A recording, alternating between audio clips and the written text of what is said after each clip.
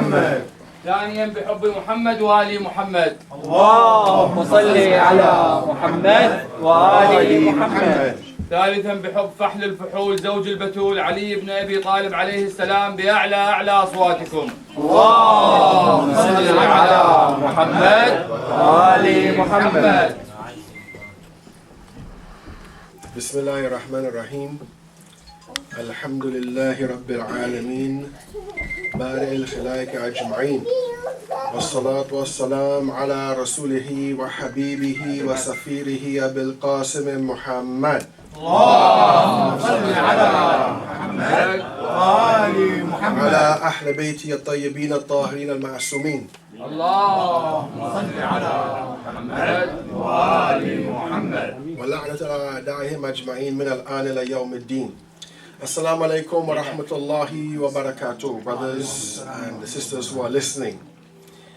First of all, I'd like to greet you with the warm greetings of Eid Mubarak, because it is truly a happy occasion and truly a wonderful thing that we subscribe to and follow the Wilayah of AhlulBayt Ali alayhi salam, especially with the contemporary developments in the world today.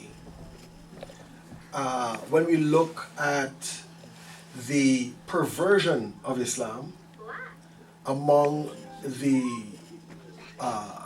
people of Daesh, when we look at the narrowness and literalism of phenomena like Salafiyah and Wahhabiyah, we must be grateful to Allah that we have the guidance of Imam Ali alayhi salam and the Imams who have put forward and who have propagated not just the prophetic teachings but the prophetic spirit.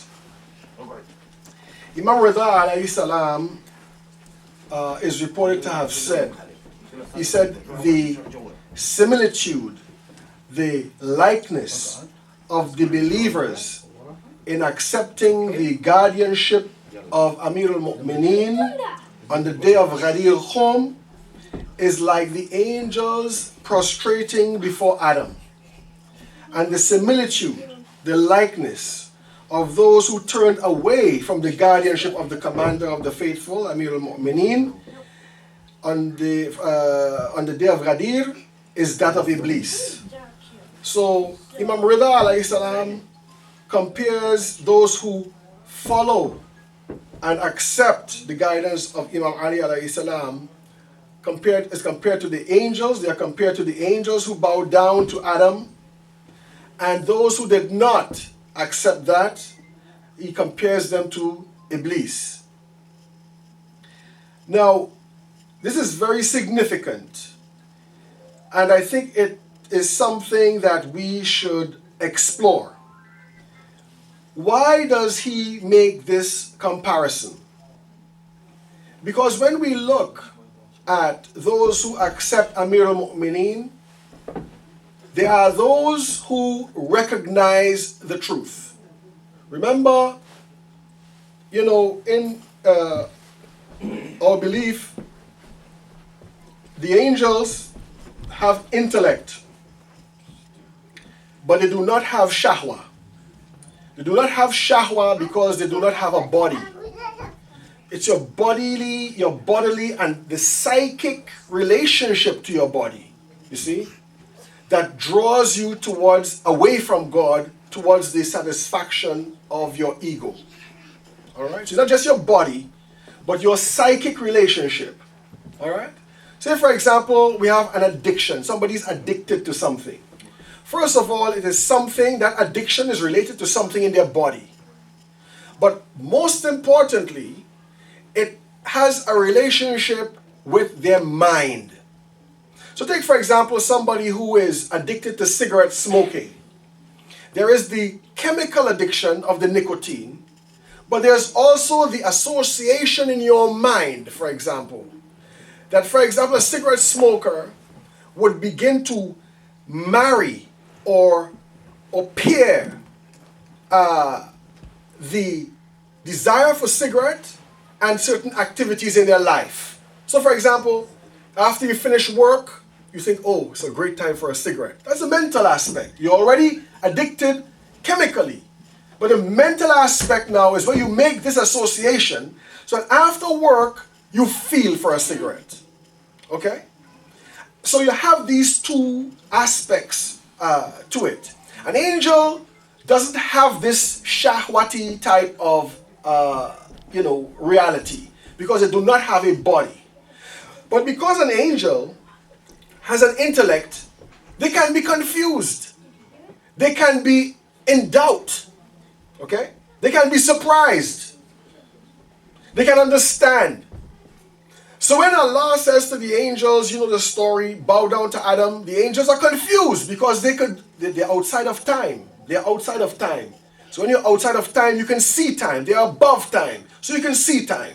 This is one aspect of an interpretation of it. Another aspect is that man is a certain type. Is a humanoid. You know, there's a very interesting hadith where somebody asks Imam Muhammad al-Baqir alayhi salam, so tell me about Adam. Imam Baqir alayhi salam responds, which Adam do you want me to talk to you about? Which Adam?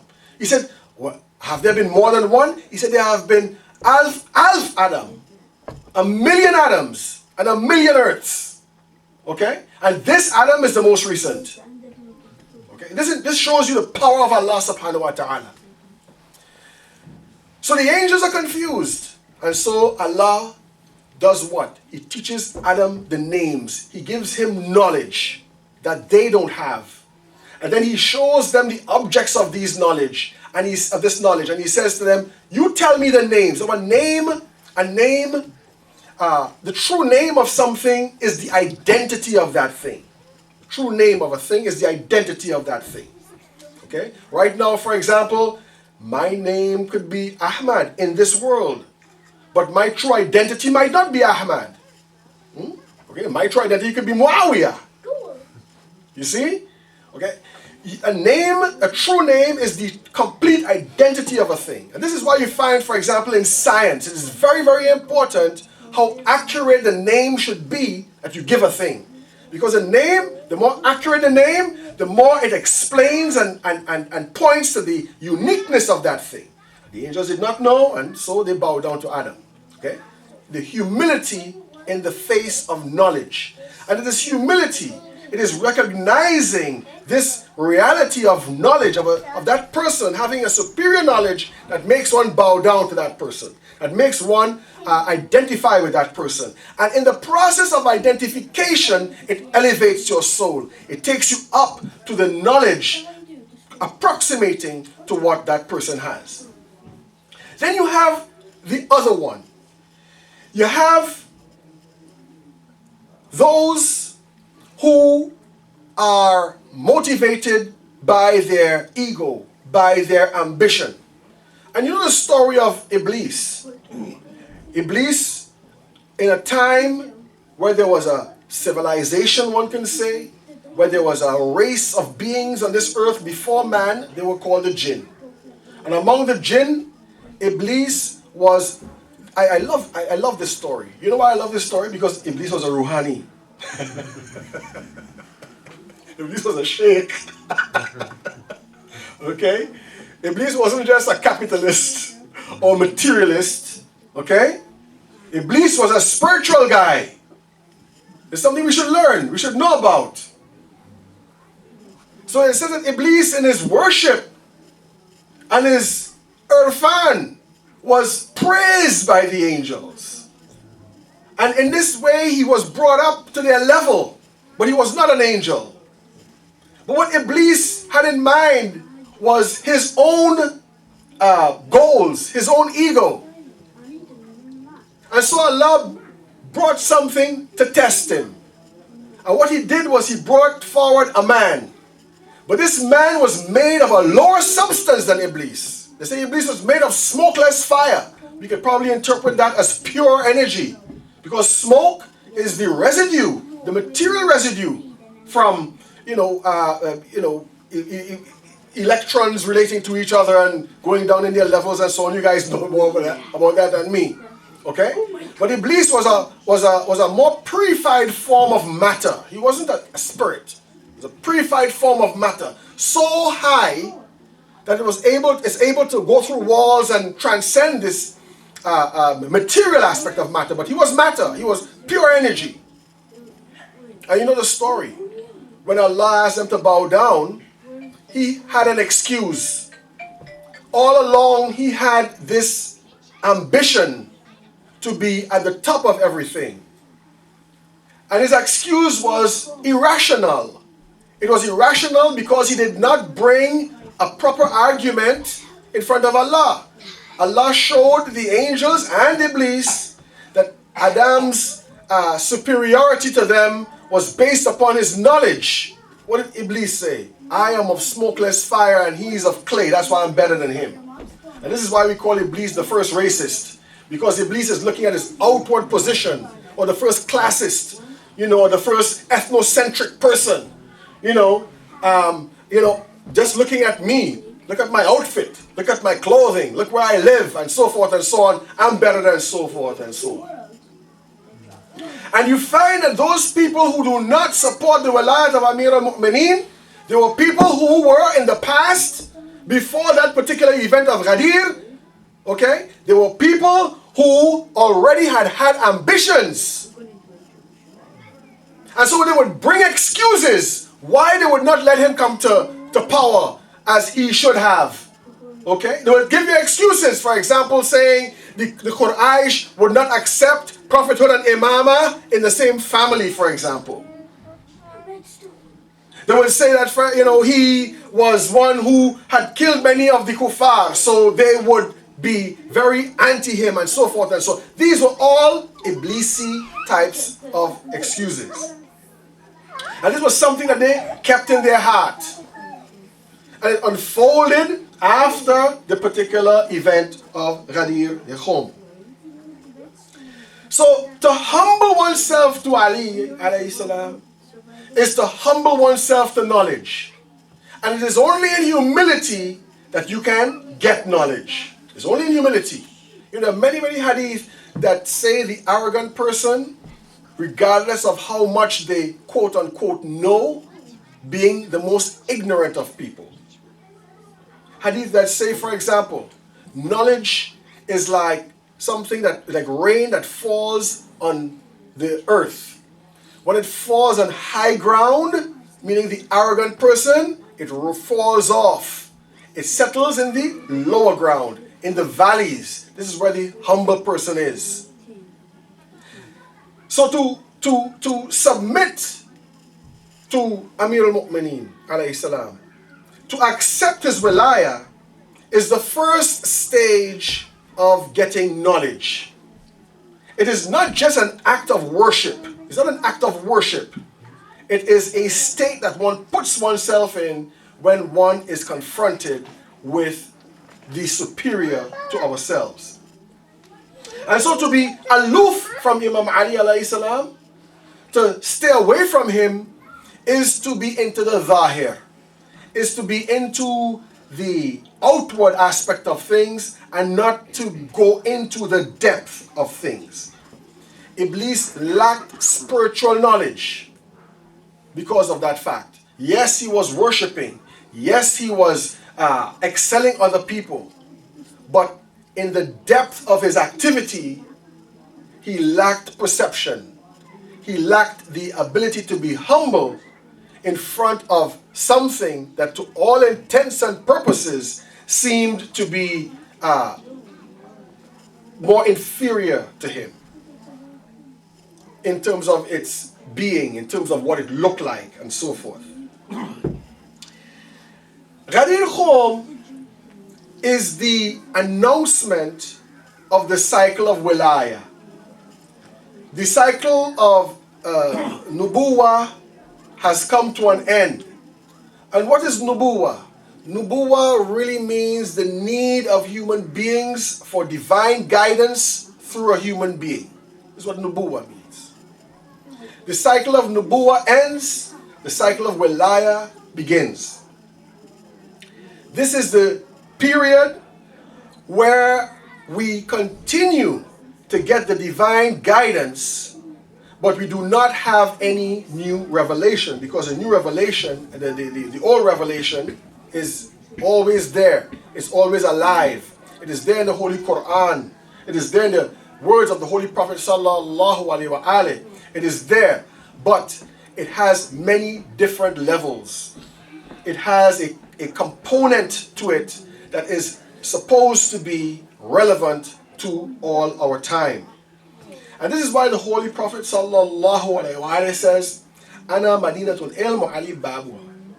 Yani, the Madinatul Ilm, the city of knowledge. When we think of a city of knowledge, we think of depth, we think of vastness, we think of expanse, because a city, the city of knowledge, it's an absolute statement. All of knowledge is in that city. All of knowledge is that city. And the gate to that knowledge is Imam Ali alayhi salam. What the Prophet is saying is, he's saying that he brought a profound truth.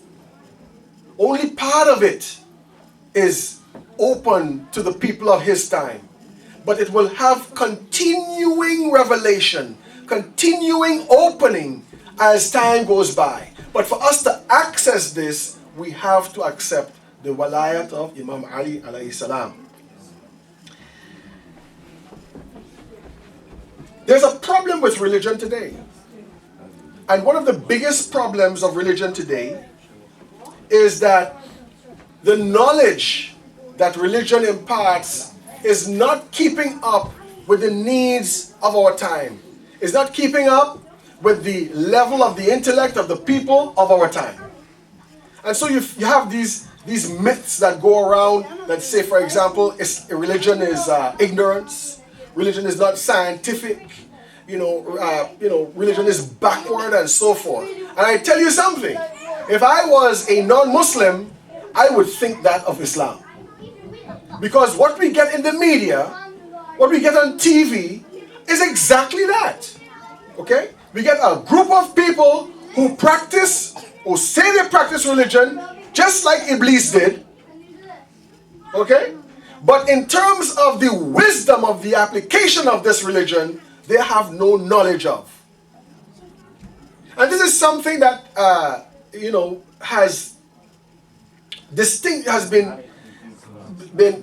distinguishes us from, I would say, trends among our brothers in the Sunni school of thought. I say trends because not all Sunnis are like this.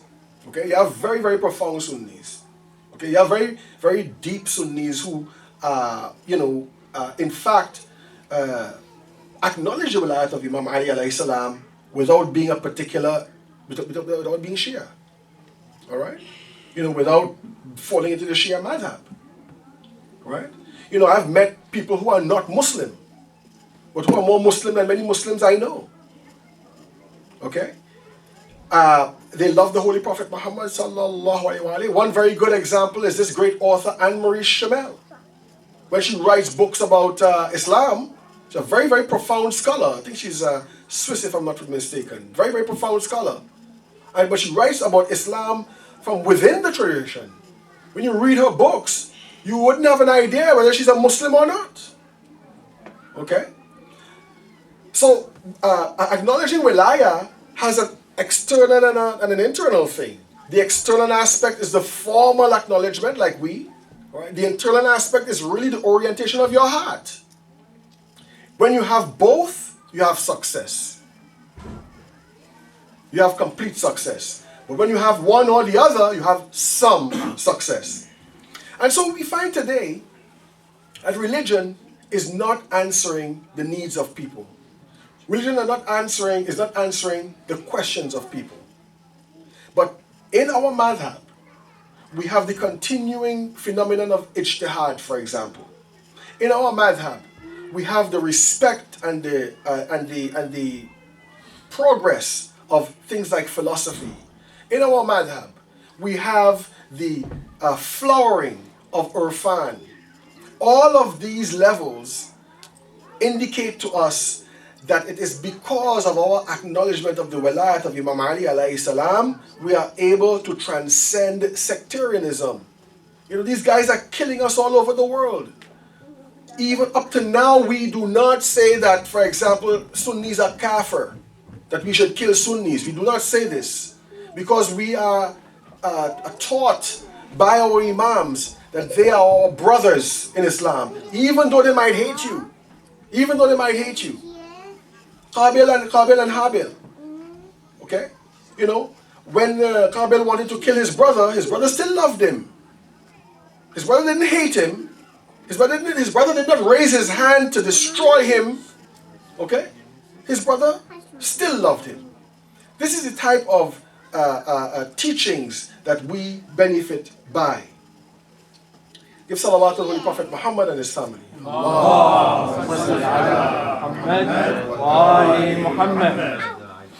So, for those who follow the Wilayah of Imam Ali alayhi salam, knowledge is something continuously unfolding. Continuously unfolding. You don't ever have a knowledge that is static, that you just have to follow just that and only that. It is something continuously unfolding. And for those people who recognize this, they recognize knowledge everywhere. You know, Holy Prophet sallallahu alaihi wasallam said that knowledge is the lost inheritance of the mu'min. It means that wherever a mu'min finds knowledge, he accepts it as that of Islam. When you do not have this idea of the dynamic aspect of knowledge, when you do not have the idea that knowledge is something continuously unfolding, when you don't know who to turn to be able to articulate and to manifest that knowledge, what happens is you get caught up in ritualism, in literalism. And the most powerful example of this is Wahhabism and Salafism. It is not the dynamic progress of the application of knowledge. It is just following outward rules, and that is all it is. Shiism, on the other hand, is a madhab that avoids the ritualism of the legalists while still being legal, and also incorporates love, also incorporates the role and the path of closeness towards Allah subhanahu wa ta'ala on the level of irfan. It is a middle path between excess formalism and the excess introversion of mystics. It is the combination of the two. Because when you look at religion, you find that religion many times falls into two forms. It falls into the form of just a legalism, obeying rules, or it falls in the form of excess love and kind of an irfani, airy-fairy kind of irfani business that people get lost between the two. A good example of literalism is the formal Judaism that we know today, right? It's all about laws and rules, nothing else, all right? Mind you, you have mystical Jews as well, but they are not the mainstream. Okay? They're all about laws and rules, okay? In terms of the mystical aspect, you have Christianity, which is all about love of Jesus Christ and no rules, okay? You have these two things. Now, Islam is the perfection of religion. It is the perfection of religion. So therefore, Islam should have these two aspects represented in it, in a complete form. And this is the religion of the AhlulBayt alayhim salam. But because the human being needs both, because they need both of them, they need laws and rules, and they also need the internal freedom the function and the focus of love and mysticism, you find that in Sunnism, you have this phenomenon they call Sufism. When I say Sufism, I don't mean Sufism in the pejorative or negative sense that many of the ulama talk about. You know, people putting swords down their throats and sticking things in their arms and all of that. No, I'm not talking about that. I'm talking about Sufism like that of Ibn Arabi, for example, and so on. Okay, that the people also study in the Hausa as well. Okay, you have the development of almost a separate school within the madhab of Sunnism, a separate school that is focused on Irfan.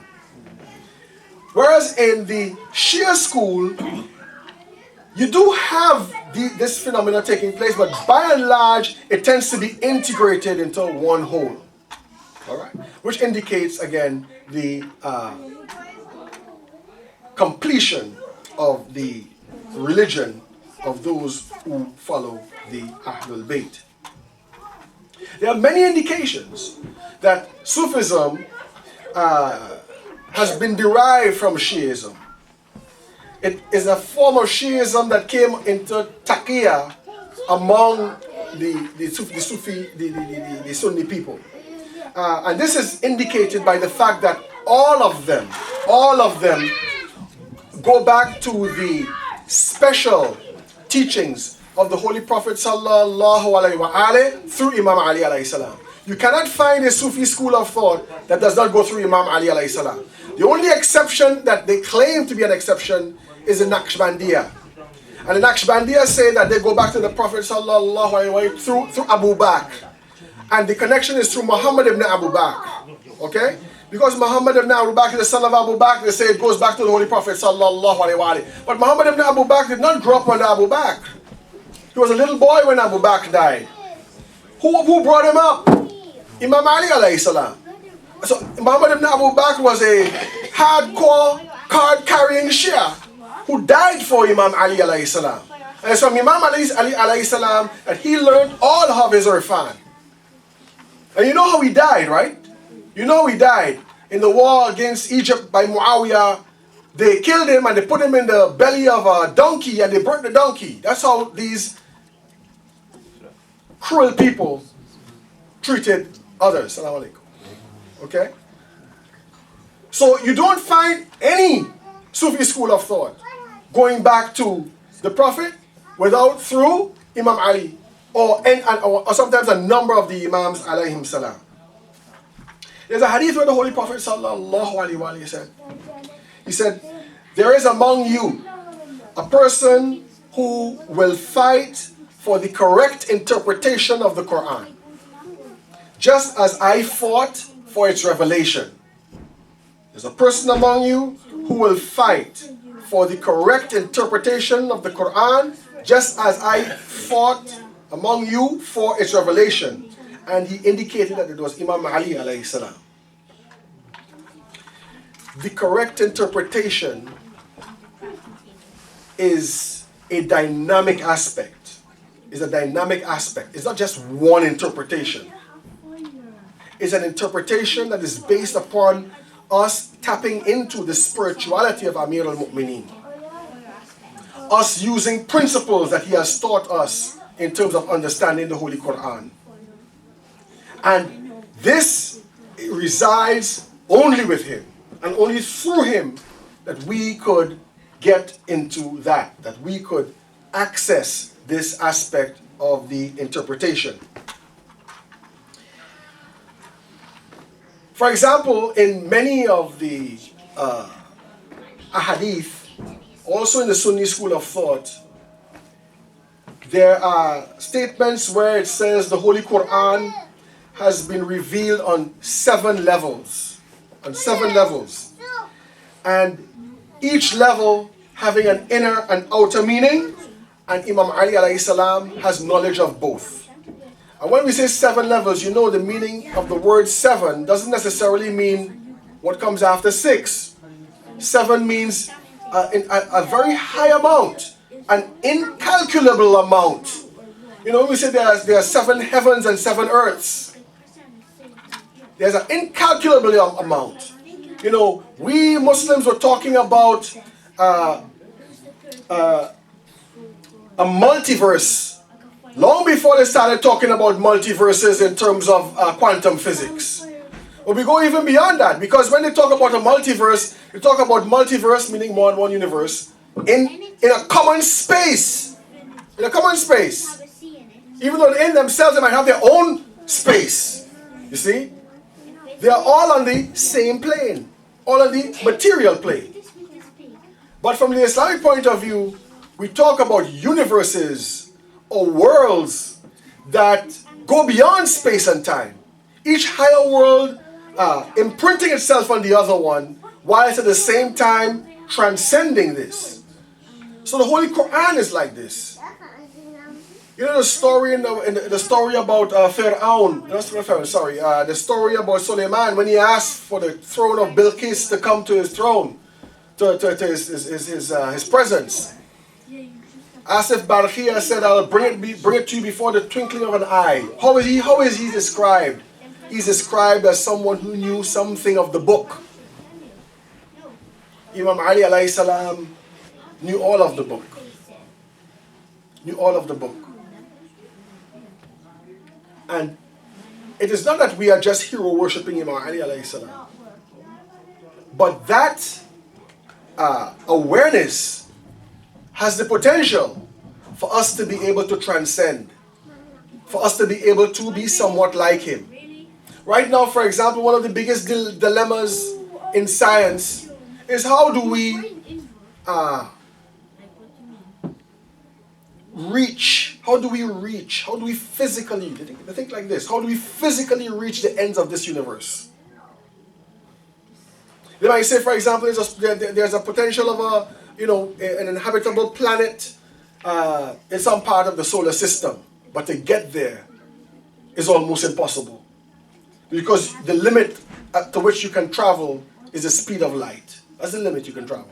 You can't go beyond that. And these places are so far away that even if you could travel close to the speed of light, it would exceed your time span, exceed your life. So how could we do this? And it can be done. It can be done, for example, they show us by folding space itself. Folding space itself. Tahiyul ard. You know, it's ard, but really it means space. And to do this requires an internal process. It doesn't require a ship. It doesn't require life support systems. Okay? It doesn't require rockets and thrusters and so forth and so on. It doesn't require you being subject to time. Okay? It requires a spiritual state of the soul. So this indicates that if we do not have the proper spiritual states, what happens to us is one of two extremes. We end up being completely literalistic, just looking at the zahir of the revelation, looking at the zahir or the outward aspect of the revelation and the teachings of the Holy Prophet sallallahu alaihi wasallam, or you can end up being completely against religion. Because religion doesn't teach you about space-time continuums and so forth and so on, which is a big mistake. And this is what is happening in Christian society right now. What is happening in Christian society is because of the limitations of their very religion itself, which, although it was useful to them and it made sense to them at a particular time in history, the religion was unable to answer the new questions and unable to provide a new path or a wider path for people to make sense of their world. The reason why Islam is still alive is that Islam in itself has that. But at the same time, there are those among us who, because of their Iblisi tendency, do not recognize it. To hate the Shia of Imam Ali alayhi salam is to hate Imam Ali. You cannot love somebody and hate their lover. You can't do this. You can't say, I love X, but I hate his wife, who X loves. You can't say, I love X, but I hate his children, whom X loves. You can't do that. And so the hate and the murder and destruction of Shias is directly related to their hate of Imam Ali alayhi salam, despite what they might say. Despite what they might say.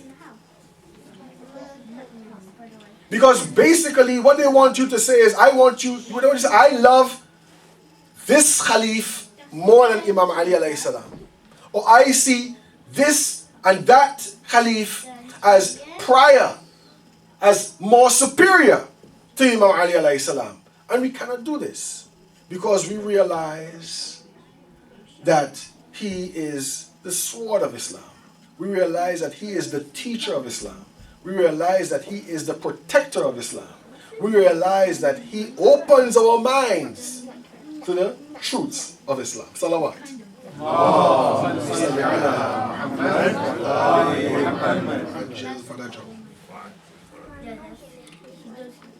When we look at the Holy Prophet sallallahu alaihi wasallam,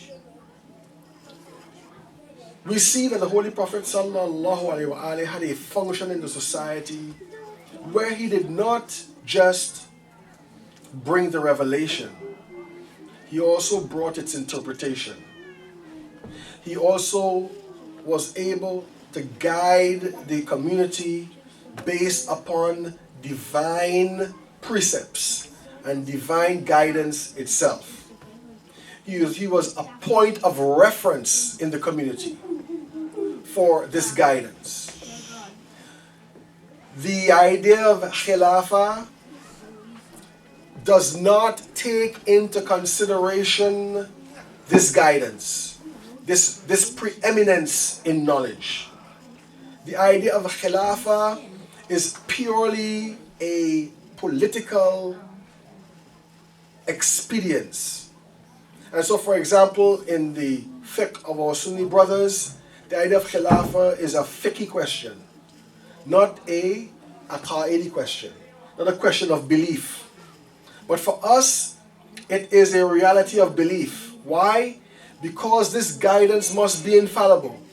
Because Allah's love is such that He would always provide someone who could give us the correct guidance in our religion. And that person, therefore, if he is provided by God, he must be ma'asum.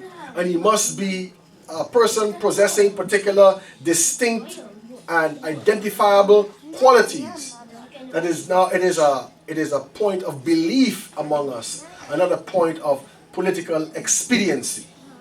And so we have Abu Bakr al-Baghdadi, al-Qurayshi, who calls himself the Khalif of the Mu'mineen. And under his rule, what do we see? We see murderers from all over the world who need an ideological excuse to kill people flocking to him. We see a type of a person that is not presenting an Islam that draws people to it, but a type of Islam that turns people away from it. We see a type of society that is based upon fear, intolerance, and terror. And you find a whole lot of Sunni brothers, for example, I can't remember his name, the name right now, but a whole lot of them having problems with this. Because they believe in Khilafah. And here's somebody who says, look, I have a Khilafat right now. This is my territory. And they are in trouble trying to not, the decent ones among them, al-Bate, trying as hard as possible to counter that narrative and counter that argument. It's very, very difficult for them to do so. But we say the true Khalif is the one who is the infallible ma'asum, is the one who is guided by God, is the one who brings a light to the religion, that all people who are even are not Muslims would be, would find this attractive and would find it enjoyable and would find peace in it. When our Imam of the time comes, the whole world isn't going to be Muslim, you know. Many of the riwayat say that there are Jews and Christians who will still be living under his rulership. There'll be Jews and Christians and others still living under his rulership. It's not going to be the end of variety in religion, but they would find greater peace and greater achievement under his rule. Just like you find people in this country and in the West, you know, who left Muslim societies and find more security and more freedom in this one. Doesn't mean to say you become Christian, doesn't mean to say you become secularist, but most of us tend to agree that freedom of speech, freedom of worship, tolerance, respect for knowledge, and order, hygiene, you know, are things that we all agree upon. And we find more familiarity in this society than you might find it in our own. You know, to echo the statement of the great Islamic activist Al-Afghani, or what's his name? Jamaluddin al-Asadabadi, who said, when he went to the West, I found Islam but no Muslims. And when he was in the East, he said, I found Muslims but no Islam. And what do you mean by no Islam? He doesn't mean by no Islam that they didn't pray, or they didn't fast, or they didn't go to Hajj, you know, they didn't wear hijab. He's talking about social order. He's talking about respect for knowledge. He's talking about justice in society. I'm not saying that this society is perfect. No, it's not perfect. You know, but I tell you something. You can take the biggest guy in this society to court and win a case. You can do that. You live in a society where you might have bribery, but it is something very hidden. And if you can prove it, you can destroy it. It's the same thing in the time of the last days when we have the rule of our Imam. You would find Christians and Jews and non-Muslims who will find more familiarity in that society. What do we find with this so-called Khalif? We don't find this. What we find is a existential threat. They call it extremism. They call it radicalization. They use really beautiful advertisements and slick internet publications to be able to seduce people, because it's a seduction, to seduce people into following them. And this is what untruth does. This is what the lie does. Okay? The lie tries to seduce. You want somebody to believe in your lies and your falsehood. What you have to do is you have to dress it up very nice for it to be attractive to you. When Shaitan comes to us, he doesn't come to us in his true form. If he comes to us in his true form, we will run away. He comes to us in a beautiful form. He comes to us in the form that you like. And that's how they seduce you into following them. But those who are the people of truth, they don't dress it up into any nice, attractive way. They speak in an attractive way. They have good akhlaq, but they tell you the truth the way it is. And it is up to you to choose it or not to choose it. This is how we present the truth. So what do we learn from Ghadir? What we learn from Ghadir is that we have to try to grow in knowledge. And growing in knowledge sometimes means challenging. I usually tell people that if you think you understand everything in Islam, and nothing in Islam bothers you, you're following the wrong Islam. There's got to be something that bothers you. I mean, among our women, for example, polygamy bothers them. They don't admit it, polygamy bothers them. And so they behave in a way where they would fight it. Okay? It bothers them. All right? For us, for example, for us men, you know, the call to justice sometimes, where it challenges your own position, where it might make you even weaker, where it might, you know, make you vulnerable to attack even, all right?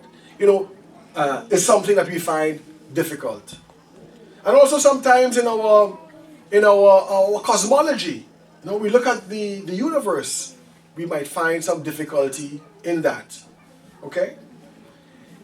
Nevertheless, with the knowledge that Islam is a complete thing, we are patient. And inshallah, Allah reveals to us the truth. So this is one thing that we can learn. The other thing that we can learn is because we are the people of Imamah, there is no follower better than a follower who is a reflection of a leader. Believe me, there's no follower better than one who is a reflection of a leader. See, there are two kinds of followers. There's a follower who just follows orders. The leader says, move X to the place B. He moves it to the place B, and he stands up and says, what next? Then there's a follower who anticipates the needs of the leader. A follower who, if the leader dies, if the leader is taken away, he could rise to that position and continue the leadership. That is the ideal follower. And this is the mystery of the Abdullah, of the servant of Allah. Because a true servant has no identity except the identity of the master. A true servant doesn't see his needs. He sees the needs of the master. So if you're an Abdullah, you're a reflection of God. You're a reflection of God. You're godlike. Because all you see is God. There's a very interesting hadith that says, you know, if you continue doing your ibadah and you continue doing your extra acts of worship, Allah would love you. And when Allah loves you, then you start to see with the eyes of God. You start to speak with the tongue of God. You start to act with the hands of God. Because of that love. So a true servant is this. If we are the true servants of Amir al-Mu'mineen, right, alayhi salam, right now, we have to be asking ourselves, what would he be doing today? What if he was in my situation, how would he act?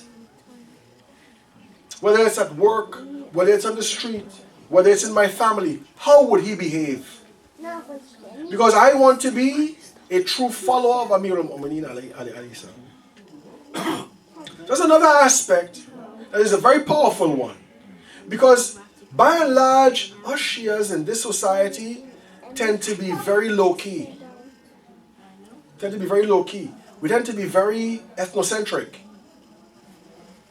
We tend to see ourselves as Iraqi, and we organize our centers on that basis, or Irani, or Pakistani, or Bahraini. Okay?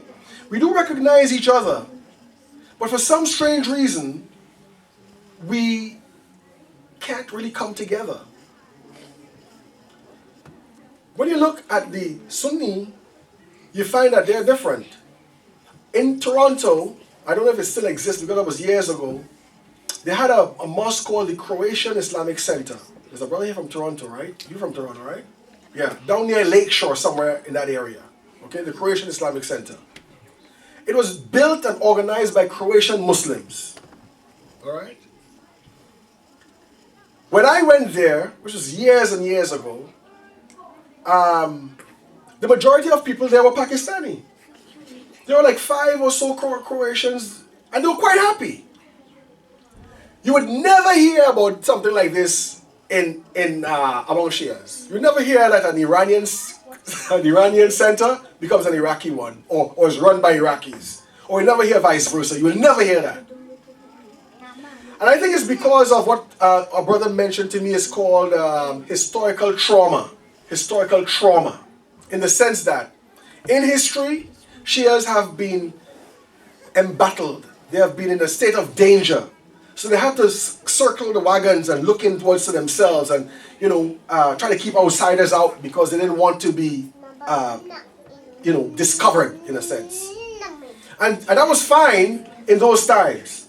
But when we come to a society like this one, which is more open, we still bring this kind of closeness to ourselves.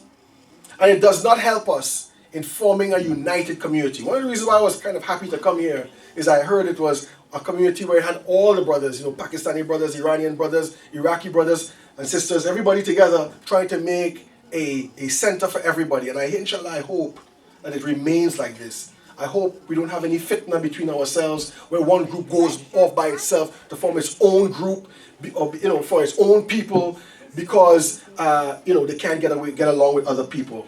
Okay? And this happens between us. And one of the major areas where it happens is in the area of language. It's the area of language. Right?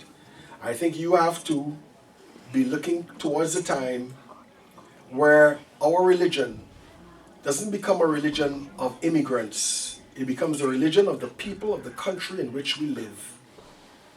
It becomes a religion of the people of the country in which we live. And it cannot become the religion of the people of the country in which we live when somebody comes and sits on the minbar and speaks in a different language. Okay? That means it's a language for one particular ethnic group, regardless of whether it's Arabic or Farsi or what. I'm not saying that you shouldn't protect your language. I'm not saying that you should not promote it. I'm not saying that you shouldn't, teach it to your kids. All right? This is a blessing.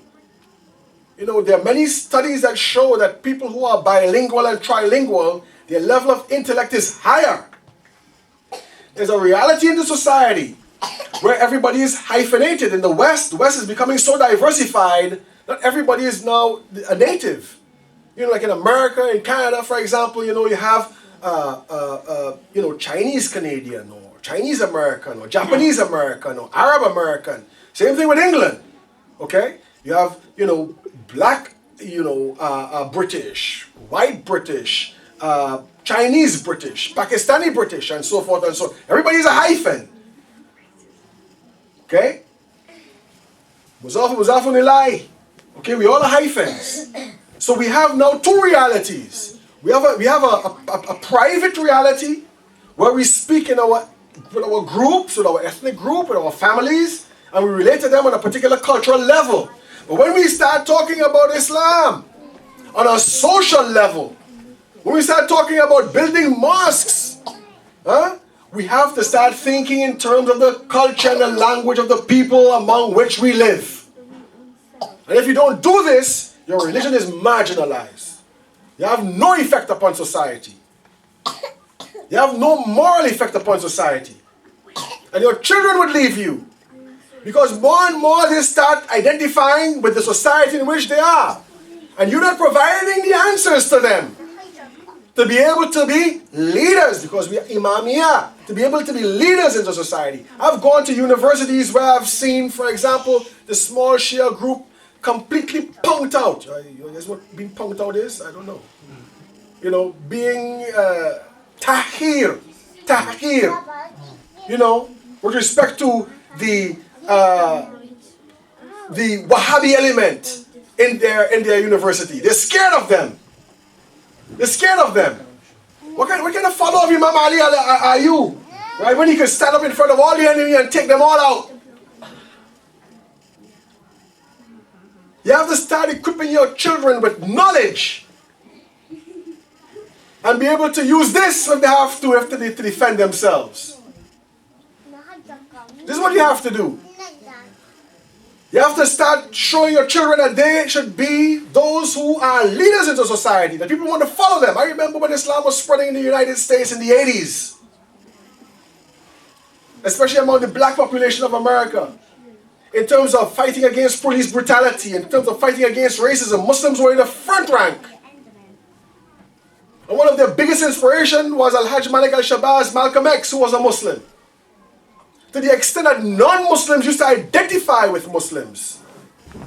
Because Muslims were those who stood up for truth and stood up for justice. And you one woman who lived in a part of New York City that was very dangerous. She was not a Muslim, but she lived in a Muslim environment, a Muslim neighborhood. I'm not talking about immigrant Muslims, okay? I'm talking about people who embrace Islam and want to establish an Islamic reality. She says, I never felt more comfortable and more safe in America than in that living among those people. She said, I can leave my house with the door unlocked and nobody will go into my house because these Muslims control a particular area and made sure that it was safe. This is the kind of Islam we want. This is the kind of Islam we want. Okay? The kind of Islam where, for example, if a Jew or a Christian or a Hindu walks into this room right now, they feel comfortable. And what they hear and how they relate to people and how people relate to them, they would always be willing to come back. You want to know? You want to know how to treat people who come to your community? Go to a church. Go to a church. Right? Go to a church wearing an amama. I don't care. Right? Go to a church with a tasbih. Go to a church with a long beard. They will treat you like if you're a long lost brother. This is what we have to do. Inshallah, I hope the next time I come back, there will be a next time. Invite your friends. Invite your non-Muslim friends. I hope you have non-Muslim friends. Because if you don't, you're living in a ghetto. You're living a marginalized existence. I hope there are non-Muslim friends that you like to talk with, who like you. Who you look forward to seeing them after the weekend. Invite them. And when they come, make sure you treat them with the ultimate ta'aruf. You treat them with the ultimate ta'aruf. You make them feel special. You make them feel loved. And I tell you something, anytime we tell them to come, they will come back. And then sometime in the process, they will say, you know what, I'm ready to embrace Islam. And I'm not talking theory, I'm talking practice. You know, I used to do tabligh in Toronto. You know, one of our ways of doing tabligh is not just to go up to somebody and start talking to them about Quran and Nubuwa and so on. No, it's just to invite them to a gathering of Muslims. Come and hang out with us. We're having a little meeting or a little gathering today. You know, we're having an akikah or something. Come. You know, and just being there among us, they find a peace and a brotherhood and an acceptance and a togetherness that they can't find anywhere else. And so I used to do this. I used to have talks in my home and I encouraged my brothers and sisters to bring their friends and their associates. You know, they will come and they'll keep coming and then they embrace Islam. And when I asked them, what made you change? Unfortunately, they never said something that I said. They always said your relationship with each other, the atmosphere in which I found myself, the respect that you had, you know, how you related to your children, how you related to your wife and your husband and so forth. This is what brought them into Islam. So a mark of our success as a community in this wider community is measured by the level by which those from the wider community interact with us as a community. And on this level, as a community, we show the leadership and the guidance that is pertinent and real, that goes back to the guidance of Imam Ali, alayhi salam. So I want to stop there. I think I probably talked way past my time, and any questions, any comments, fine. If you want to challenge me, I meet you outside. So thank you very much. It was very nice stuff, I would say. Yeah, thank you. Actually, the people are asking to prepare dinner because it's a bit late. Okay. So we want to اللهم start صل this على sooner. محمد وآل محمد. I may اللهم صل على محمد